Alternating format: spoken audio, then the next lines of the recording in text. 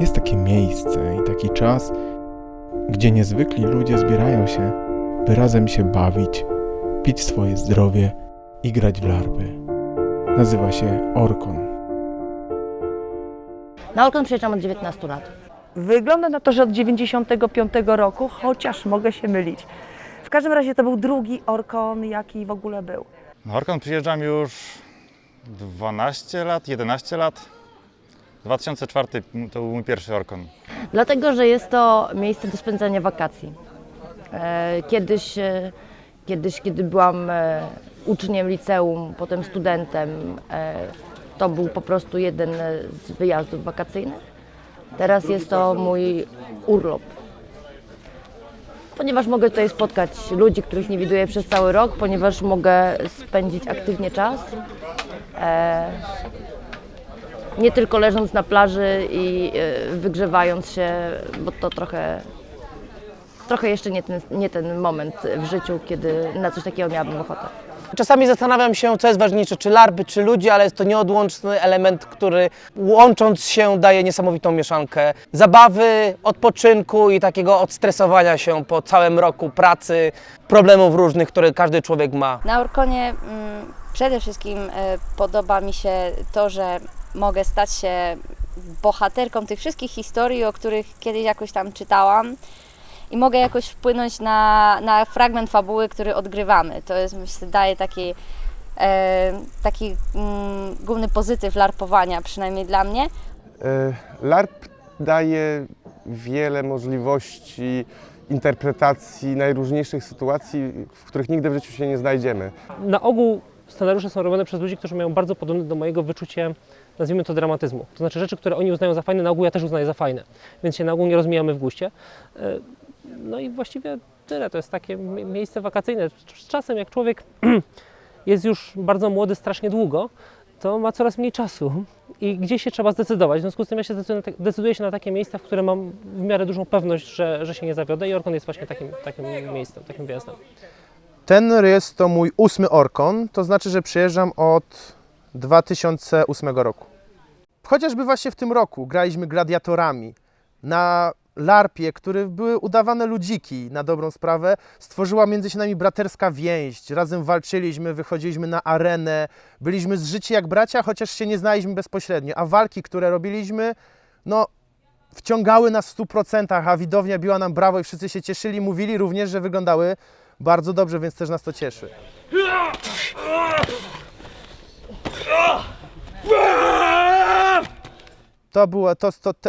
Ten larp w tym roku Kenwe był wspaniały, jeśli chodzi o gladiatorów, i jestem bardzo z niego zadowolony. Jestem organizatorem dwudniówki Kenwe i jest w świecie Orkonu. Kenwe to wolne miasto, pierwszy raz pojawia się w historii Orkonu. Napisaliśmy od nowa historię miasta i rozbudowujemy w ten sposób świat. Staje się coraz większy. Gramy przewodniczkę Rodusewia. Siostrzany to może pragnie zobaczyć. Kogo masz? Mistrzu! Podołają mu? Nie raz mistrzu trzymał broń. Come back, I go, wait. My friend, come. Have a bankrut. No, this is too bankrut. Okay, seven, this is a good price. Suknię, myślę, że to jest twoja zmiana. This is a good price, you can change, you can try. Zatem mogę kupić 7 niewolników. 7 coins, change this. No go, you try, you like it, I know you like it.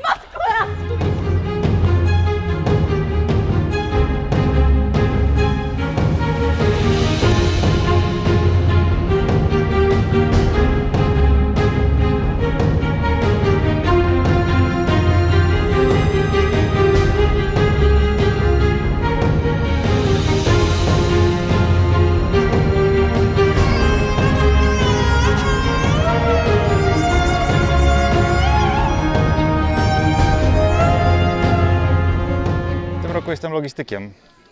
Pomagam organizować w Zazie. Przywieź, zawieź, pozamiataj, zamów tojki, zamów drewno i różne tym podobne rzeczy. To, że jestem organizatorem tego konwentu, to nie znaczy, że oprócz tego nie jestem tutaj na urlopie. To jest zupełnie inna praca niż chodzenie do fabryki czy do biura od 8 do 16. To jest przyjemność, to jest robienie czegoś dla kogoś i jak widzę, że ludzie to doceniają, że jest tutaj 200-300 osób, które się dobrze bawią, to jest zapłata za to, że przez cały rok nad tym siedzę. I teraz powiedz coś ładnego, żeby zachęcić ludzi, żeby przyjeżdżali na Orkon. Przyjeżdżajcie na Orkon. Tu jest fajnie. Czemu robię larpy? To jest dobre pytanie, ponieważ po każdym larpie mówię sobie nigdy więcej. Nigdy więcej tego nie zrobię, a mimo wszystko to robię. Ciężko jest tak naprawdę powiedzieć, bo larpy tak naprawdę lubię robić z różnych pobudek. Niektóre robię, bo mi się bardzo podoba pomysł na konkretny setting, tak jak w tym roku Rotek mnie zaskoczył z Kenwę, powiedział, że robimy takiego larpa, powiedziałem od razu, najpierw dał mi czas do namysłu, powiedziałem, wchodzę. Legenda, bo bardzo lubię ten setting, uważam, że jest świetnym settingiem do larpowania ze względu na samą konstrukcję świata, gdzie tak naprawdę sztywne prawa rządzące tym społeczeństwem już same narzucają, prawda, model zachowań. Nie wiem, po prostu lubię też tworzyć postacie dla graczy. No jest to w pewien sposób też stresujące, aczkolwiek no później, kiedy słyszę, ale fajny lar, fajną postać miałem, to super, no to jest fajne. To jest rzecz, która no, poza tym, że jest wymagająca rzeczywiście, to sprawia też, daje dużo satysfakcji, jeżeli się uda i zawsze można zrobić coś przyjemnego takiego, połączyć przyjemne z pożytecznym, to znaczy dobrą zabawę i jakąś próbę własnych umiejętności właśnie w dostarczeniu takiej satysfakcji i przyjemności z grania ludziom, którzy tutaj biorą w tym udział. Właśnie z no po prostu takim świetnym doświadczeniem. Poza Orkonem jestem redaktorem naczelnym miesięcznika Nowa Fantastyka, który właściwie wydawnictwo, które nas wydaje, Pruszyński Media, jest jednym z fundatorów nagród dla Orkonu właśnie. Komuś gdzieś położyć wskazówkę, a nawet do tej księgi dać po prostu same numery. Okej. Ktoś z nią będzie, tak? Ktoś, będzie pytać. Można tam jabłko jedno podrzucić przy tym, żeby było... A, jest już podrzucone, tak? Przy tych liściach, dobrze. To jest zakopany łup. To jest zakopany łup. Przez kogo? Wiadomo. Chodzi mi o to, ta wskazówka przez kogo została spisana. Czym może być jakby... Narysuj tu moją ciągłówkę. Mnie też o to nie prościej. Tak od Chicago Bulls? Dobra. Tak. Żebyś mógł teraz trochę pokleić zamiast powiedzieć. 3, 1, 1. 7. U.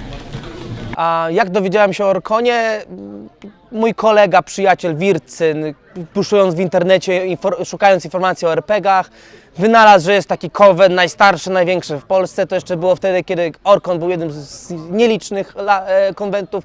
Poczytaliśmy, wysłaliśmy zgłoszenie i pojechaliśmy, nie wiedząc, kogo tutaj spotkamy, co to się wydarzy. Przyjechaliśmy i z miejsca zostaliśmy zaproszeni na imprezę, a następnego dnia zagraliśmy w larpach dla tych, którzy są pierwszy raz i prowadzili nas od razu w świat Orkonu.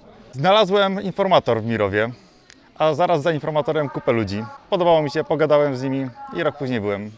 Jestem z Katowic, czyli mam bliziutko, godzinka jazdy. Jeden z kolegów zaproponował, żebyśmy w 2008 roku przyjechali na Orkon. Byłem w szoku ze względu na to, jak ludzie nas przyjęli. Przyjechaliśmy pierwszy raz, a wszyscy podchodzą do nas, podają ręce, przedstawiają się swoimi ksywami i mówią, miło, że jesteście. To było naprawdę niesamowite. My name is Robin.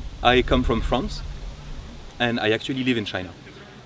I first heard about Orkon from a friend that's been doing it for many years and talked about it for many years and tried to convince me to come.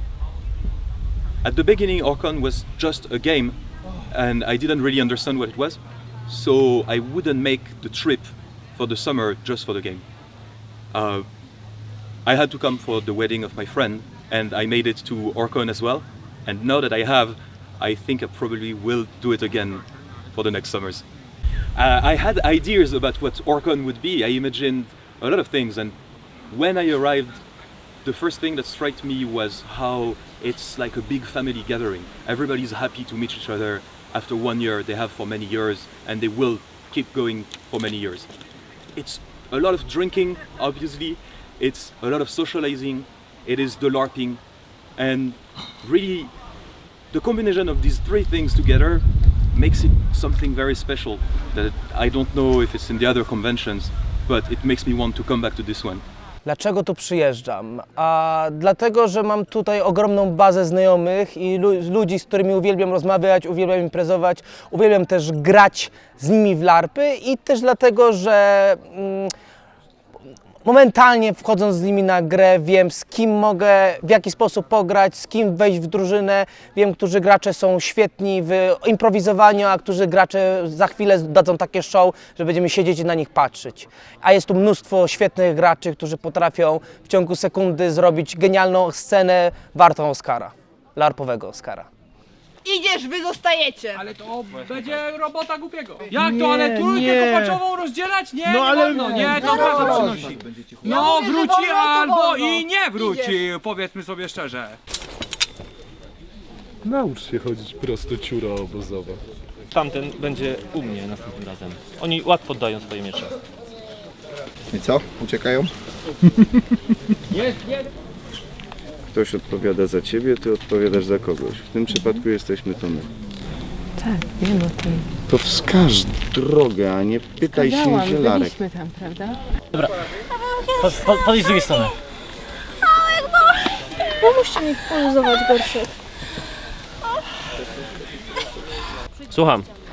Ów bestia, która przebywała wśród elfów, w tym momencie jest martwa.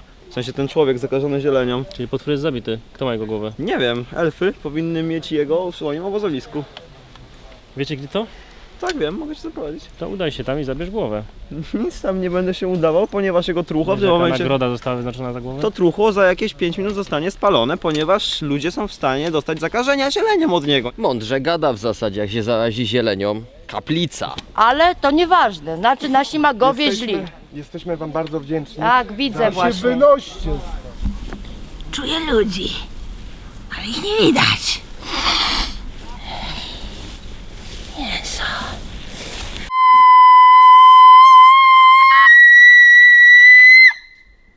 Jeżeli będziecie sztywni, to po tych 5 godzinach się w ogóle nie będziecie ruszać, więc od początku bycie luźnym jest ważne. Więc ręka jakby bazowo w ten sposób, bo sobie będziemy tak, czyli ciało tutaj de facto jest proste. Poza tym pozwala na ściągnięcie, o czym powiem za chwilę, strzału plecami, a nie ręką. To jest bardzo istotne, bo plecy macie zawsze silniejsze. Ręka w tym momencie łuczna, istotne, ona nie tyle trzyma Majdan, co Majdan się opiera w tym miejscu o niego. My go przytrzymujemy leciutko.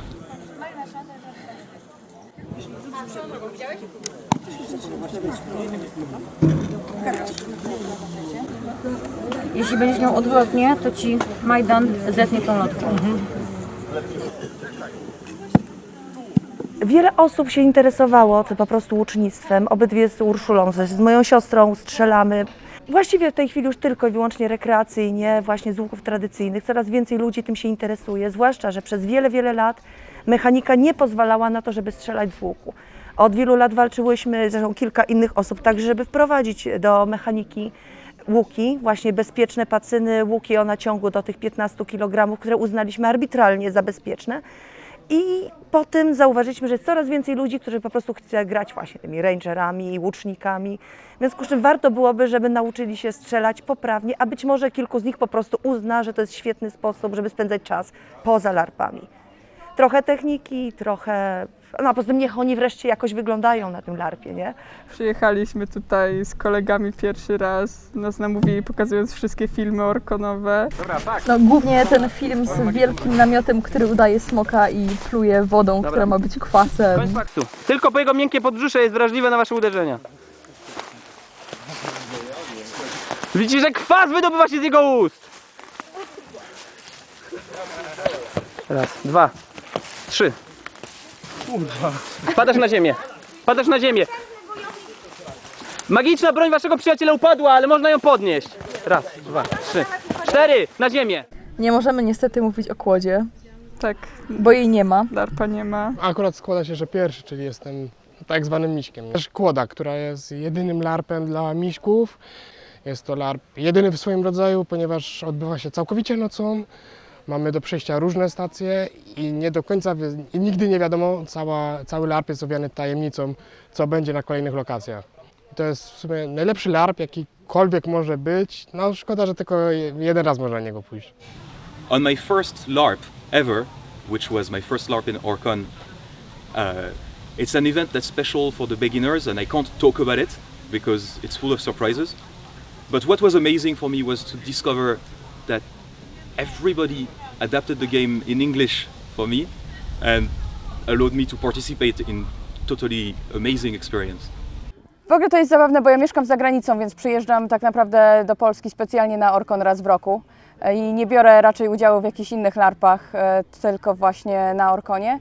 I przyjeżdżam tu nawet nie tylko ze względu na same larpy, ale przede wszystkim ze względu na ludzi, którzy są po prostu jak druga rodzina, bo chociaż nie widzimy się, potrafimy nie widzieć się przez cały rok, to kiedy tutaj się przyjeżdża, to czuje się, jakby się przyjechało do własnego domu, wszyscy Cię witają z otwartymi ramionami, pytają się, co słychać. Wiadomo, jakoś tam jesteśmy w kontakcie na Facebooku i tak dalej, ale to nie jest to samo, co kiedy po prostu zobaczysz się z kimś twarzą w twarz, nawet jeśli to jest tylko raz na rok, a i tak wiecie, że jesteście przyjaciółmi. Nowy członek czuje się jak w rodzinie. Każdy mu pomaga, pożycza stroje, jeśli nie ma. Była potworna ulewa i zlało mnie koszmarnie. Wyszedłem w środku nocy, przemoczony, zmarznięty i miałem już tego wszystkiego dość. Poszedłem do ogniska i choć nikogo przy tym ognisku nie poznałem, przygarnęli mnie od razu do siebie, podali mi takie proste rzeczy, po prostu podali mi piwo, siedzieliśmy przy ognisku, zaczęliśmy wspólnie śpiewać i grać i wtedy od razu się poczułem jak w rodzinie.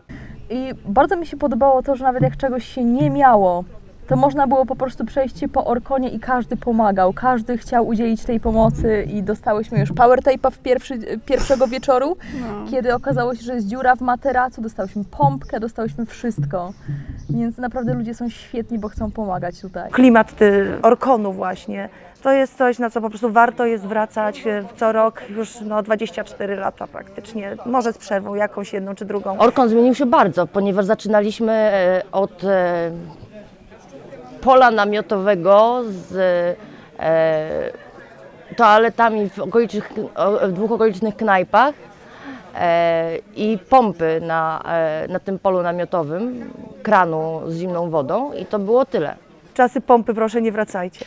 Orcon zaistniał w rezultacie połączenia kilku idei. To było pod koniec lat 80. Wtedy w 1986 roku pojawiła się polska klubówka, takie polskie wydanie książki Park Marzeń, Dream Park, Larry'ego Nivena i Stevena Barnesa, która opisywała właśnie grę terenową, toczącą się w specjalnie przygotowanym na ten cel miejscu. Nasz klub miłośników fantastyki z Katowic postanowił zorganizować konwent, który miał być grą, czyli po prostu jak w przypadku innych konwentów gra była dodatkiem. Naszym pomysłem było to, żeby konwent po prostu jakby gra była tej główną atrakcją.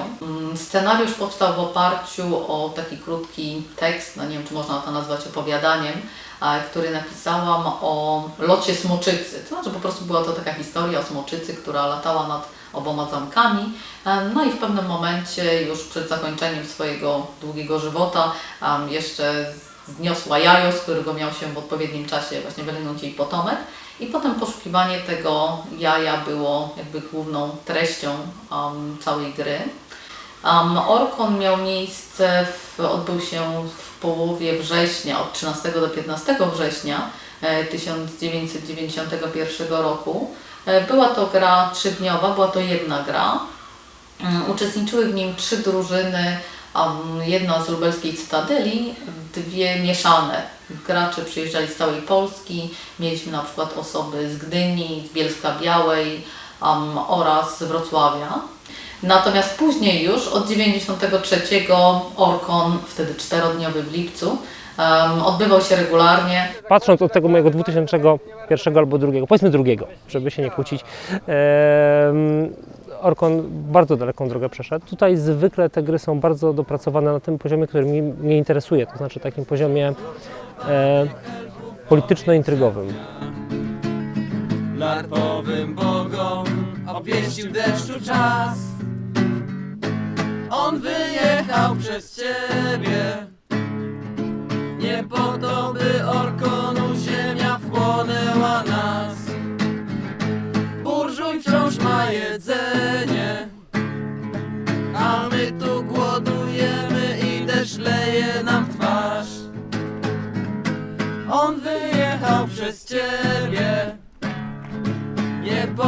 by Orkonu ziemia wchłonęła nas. Oddaj nam swe jedzenie, bo my tu wciąż pijemy i już hajsu nam brak. Eligiusz! Co? Co robisz? Larpa. A co takiego? No ludzie latają po lesie w dziwnych strojach, naparzają się wieczami z PC-fałki. Ale fajne, mogę przyjść? Eligiusza wbiło w ścianę i tak, ale ty jesteś za ładna. Postawiliśmy, że fajnie będzie, jeżeli się Lupie oświadczę właśnie na Orkonie. Powiedziała tak. Pierwsze słowa to aleś ty głupi, ale Tak, no... najpierw moja kochana wybranka powiedziała, ale ty jesteś głupi, po czym powiedziała tak. Na Orkonie poznałam mojego męża 18 lat temu. Większość moich znajomych pochodzi stąd. W 2008 się poznaliśmy. No, około 7 lat temu, a od 6,5 roku jesteśmy razem. To są same rzeczy, o których nie można opowiadać przed kamerą. I właśnie tutaj się poznaliśmy. 5 lat temu, od 4 lat jesteśmy małżeństwem. Mamy córę 3-letnią, która też już jest małym larpowcem. Są to znajomości, które się trzymają. Na moim przykładzie w ciągu ostatniego roku spędziłem ten rok z ludźmi, których tutaj poznałem, których tutaj polubiałem. No bez nich mój rok ostatni byłby pusty.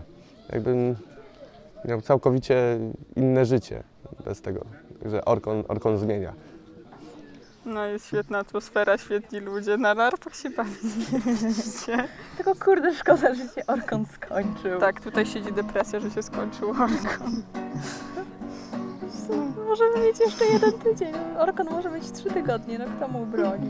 Hordy szlafrok się ubiera, włos na głowie nakręcony, opierdala swych podwładnych, bo to szef ochrony. Hej ha, kolej krynalej, hej ha, kielich, jesteśmy to zdrowi doskonale Orkonowej pieśni. Katia miłą jest dziewczyną, myślę o niej każdym razem, lecz nie puszczę do zobaczenia za rok. Do zobaczenia na Orkonie 2016. Hej ha, kielich, jesteśmy to zdrowi doskonale Orkonowej pieśni. Gdy się natkniesz na tabliczkę, że tu traga się zaczyna, okulary przyciemniane to Ewa dziewczyna. Hej ha, kolejki dalej, hej ha, kielich, jesteśmy to zdrowi doskonale Orkonowej pieśni. Nie za dobrze widzieć nocą, opierdoli. Idź ode mnie, ty oso! To kręci! Przyjedź na Orkon, mamy osy. I cydr.